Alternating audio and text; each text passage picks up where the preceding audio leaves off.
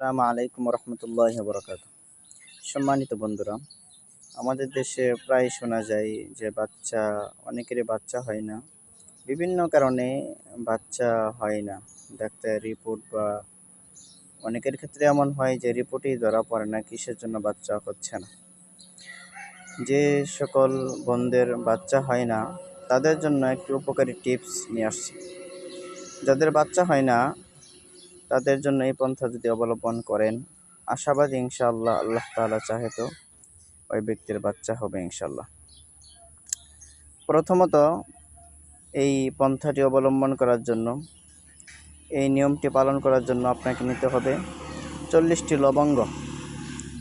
40টি লবঙ্গ নেওয়ার পরে এই লবঙ্গের ওপরে মনে রাখবেন, প্রত্যেকটি আমল করার পূর্বে অবশ্যই দুরূদ শরীফ পড়ে নেওয়া জরুরি। আমল করার পূর্বে অবশ্যই বেজোড় সংখ্যায় দুরূদ শরীফ পড়ে নেবেন।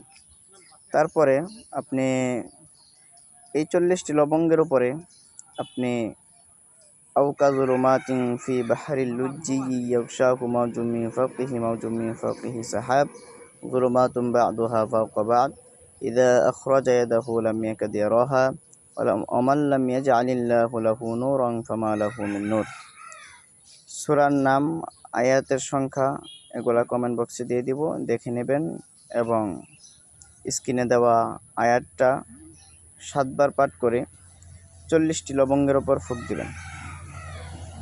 তারপর আপনার কাজ হলো, যখন যে মা বোনের বাচ্চা হয় না, ওই মা বোন যখন হায়েজ থেকে পবিত্র হবে, পবিত্র হওয়ার পর থেকে এই লবঙ্গ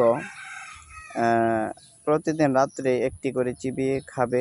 খাওয়ার পরে কোনো কিছু খাবে না, পানিও খাবে না। এভাবে শয়ন করবে এবং দিনে স্বামী এবং স্ত্রী উভয়ই সহবাস করবে, স্বামী স্ত্রী সুলভ আচরণ করবে।